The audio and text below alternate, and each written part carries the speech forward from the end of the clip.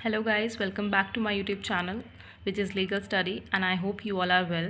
So आज का हमारा टॉपिक है quasi contracts. So let's start the topic without wasting time.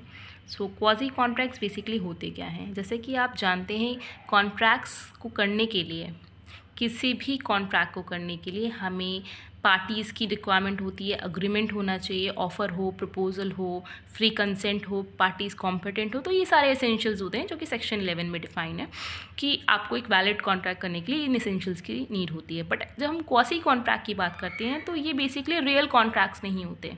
ठीक है, ये रियल कॉन्ट्रैक्ट नहीं होते हैं, ये bye operation of law create किए जाते हैं. ठीक है, ये पार्टीज़ की इंटेंट के बिना ही क्रिएट हो जाते हैं और पार्टीज़ ना चाहते हुए इन कॉन्ट्रैक्ट के अंदर एंटर कर जाती हैं बेसिकली. तो डेफिनेशन की हेल्प से समझते हैं. Quasi contracts arises when one person has done something for another. जब एक पर्सन कुछ करता है किसी दूसरे पर्सन के लिए और paid money on his behalf, या उसके बिहाफ पर मनी पे कर रहा है. किसको? To the third party. So court बीच में आता है और on the ground of equity और बोलता है that the person receiving the benefit must make compensation to the other. ठीक है, जिस पर्सन को बेनिफिट रिसीव हुआ है उसको कॉम्पनसेट करना पड़ेगा उसको, otherwise he would become rich on the expense of other.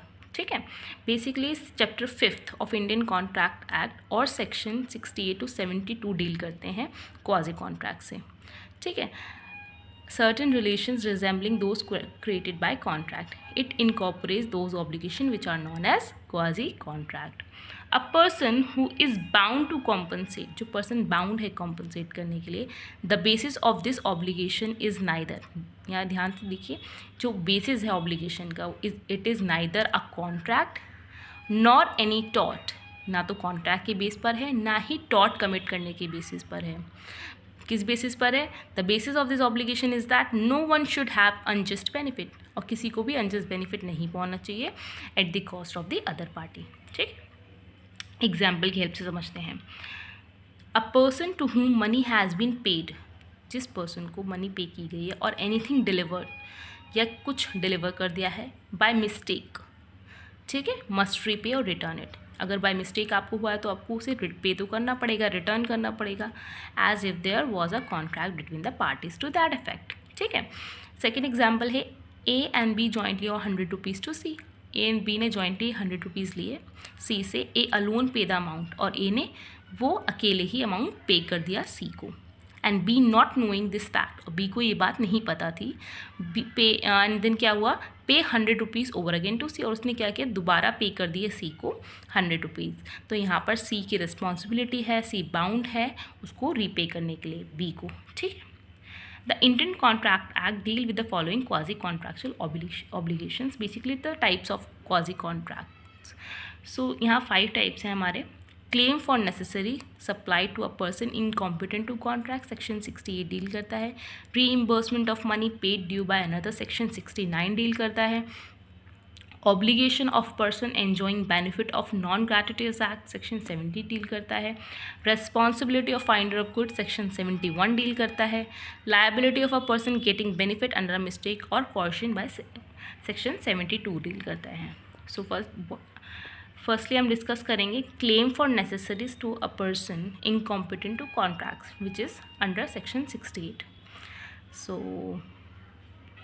So basically claim for necessaries, necessary दी है to a person incompetent to contract, जो पर्सन कॉम्पिटेंट ही नहीं है कॉन्ट्रैक्ट को करने के लिए. ठीक है, where one person supplies necessaries, जब कोई पर्सन सप्लाई कर रहा है necessaries suited to the condition in life of person, उसकी लाइफ को इम्प्रूव करने के लिए, उसकी लाइफ जो उसकी कंडीशन है लाइफ में उसको इम्प्रूव करने के लिए कुछ नेसेसरीज प्रोवाइड करी हैं. Who is incompetent to contract, जो कि कॉम्पिटेंट नहीं है, लाइक ल्यूनेटिक हो सकता है, माइनर पर्सन हो सकता है. और whom such incompetent person is legally bound to support, या कोई उसके डिपेंडेंट्स हैं like lunatics wife, children's.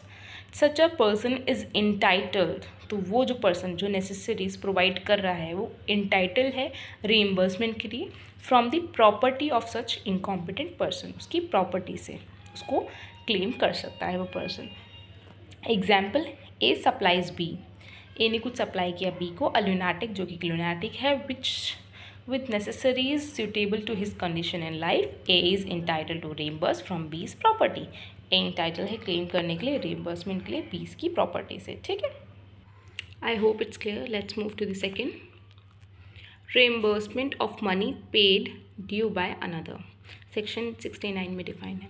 It states that if a person is intended in paying money, अगर कोई person interested है money को pay करने के लिए on behalf of another person, किसी person दूसरे person के behalf पर, he is bound to pay by the law.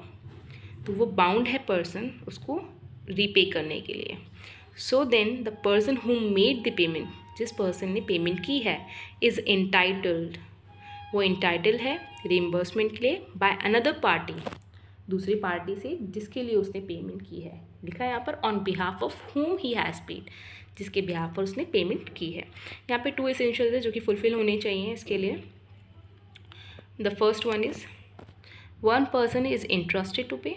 पहला जो बेसिकली पर्सन है वो इंटरेस्टेड होना चाहिए पे करने के लिए और वो पे भी कर दे. The second one is another person is bound to pay, और दूसरा पर्सन बाउंड होना चाहिए उस पेमेंट को करने के लिए, but he fails to pay, और वो पे नहीं कर पा रहा है. So then the person who made the payment, जो पर्सन है जिसने पेमेंट की, वो एंटाइटल है रिइम्बर्समेंट के लिए दूसरी पार्टी से जिसके बिहाफ पर उसने पेमेंट की है. यहाँ पे 2 एसेंशियल्स अगर ये फुलफिल हो गए तो वो रिइम्बर्समेंट क्लेम कर सकता है.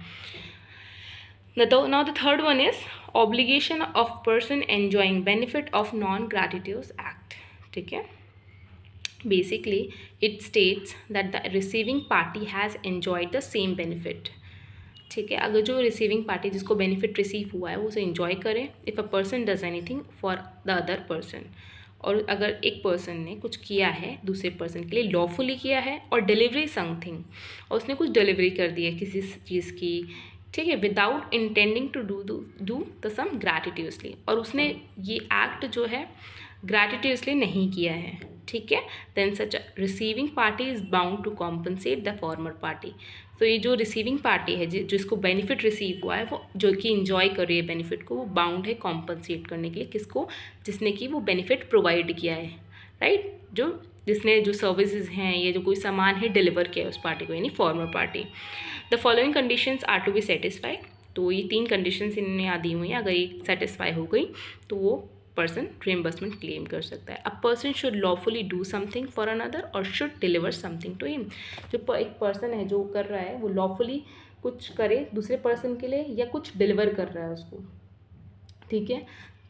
सेकेंड है the person making the payment और delivering the thing must do not to do is so gratuitously. और ये ग्रैटिट्यूसली नहीं होना चाहिए एक्ट. ठीक है. यानी उसको उसके लिए पेमेंट को एक्सपेक्ट करना चाहिए कि वो हाँ मुझे पेमेंट करेगा अगर मैंने उसके लिए एक्ट किया, कोई सर्विस प्रोवाइड की है. The third one is the other person should enjoy the benefit. और जो पर्सन है जिसको ये बेनिफिट्स मिल रहे हैं वो इन्जॉय करना चाहिए उस बेनिफिट को. ठीक है. ऑफ द पेमेंट और the delivery of a thing, जो कि उसको चीज़ मिली है. When all the conditions are satisfied, the person receiving benefit become bound to compensate. तो इस केस में वो बाउंड हो जाता है कॉम्पनसेट करने के लिए to the person conferring benefit, जिससे उसको बेनिफिट मिला है. आप एग्जाम्पल ले लो, लाइक आपने पिज़्ज़ा ऑर्डर किया. ठीक है. पिज़्ज़ा बॉय आया, उसने अपनी सर्विसेज दी, उसने पिज़्ज़ा डिलीवर किया आपको. तो अब वो एक्सपेक्ट तो करेगा ना पेमेंट आपसे, जो उसने सर्विस प्रोवाइड की है या आपको पिज़्ज़ा डिलीवर किया है, तो उससे वो एक्सपेक्ट करेगा. तो वो एक्ट जो था उसका वो नॉन ग्रेटिट्यूस एक्ट था, यानी वो उसके लिए पेमेंट एक्सपेक्ट कर रहा था और लॉफुली कर रहा था. तो इस केस में आप उसको वो एंटाइटल है पेमेंट के लिए. राइट. आई होप आपको क्लियर हो गया हो इस एग्जाम्पल की हेल्प से. The fourth one is responsibility of finder of goods. Section 71 में डिफाइन है कि रेस्पॉन्सिबिलिटी क्या रहेगी कि किसी पर्सन को अगर कुछ मिला है. ठीक है.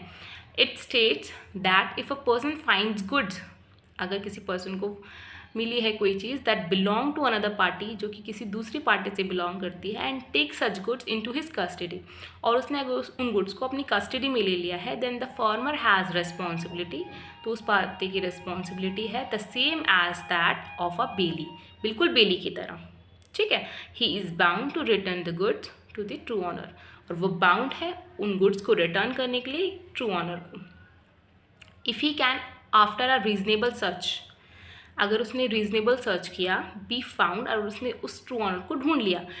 And if because of his fault, अगर उसकी फॉल्ट की वजह से the goods are not return, और वो जो गुड्स हैं वो रिटर्न नहीं हो पाई, और देर इज़ एनी लॉस, या कोई लॉस हो गया उस गुड्स का, the finder must compensate to the owner for the same. तो फाइंडर की रिस्पॉन्सिबिलिटी है कि वो ट्रू ऑनर को कॉम्पनसेट करे। ठीक है। Liability of a person getting benefit under mistake और कॉशन, सेक्शन 72 बात करता है। It states that if a person has been paid और डिलीवर्ड मिस्टेकनली, या तो उसको पे कर दिया है बाय मिस्टेक या डिलीवर कर दिया है बाय मिस्टेक, और under caution he must repay और रिटर्न, तो उसको क्या करना है, उसको रीपे करना है और रिटर्न करना है। ठीक है। इलिस्ट्रेशन की हेल्प से समझते, ए एंड बी जॉइंटली और 100 rupees to C, A and B ने 100 रुपीज़ लिए सी से, A alone pay the amount to C, और ए ने अकेले पे कर दिए सी को, and B not knowing the fact, और बी को ये बात पता ही नहीं थी, उसने फिर अगेन सी को पे कर दिया। अब यहाँ पर सी की रिस्पॉन्सिबिलिटी है, C is bound to repay the amount to B, कि वो उसको रीपे करे 100 rupees. The next one is a railway refuses to deliver up certain goods. तो एक जो रेलवे है जहाँ पे उसने गुड्स अपनी रखी होंगी, एक पर्सन ने, a railway refuse to deliver up certain goods, तो उसने वहाँ डिलीवर किया टू द कंसाइनी, उसने मना कर दिया कि मैं आपको आपकी गुड्स रिटर्न नहीं करूँगा अगर आप मुझे पेमेंट नहीं करेंगे, उस मतलब चार्जेस नहीं देंगे उसको सामान को रखने के लिए।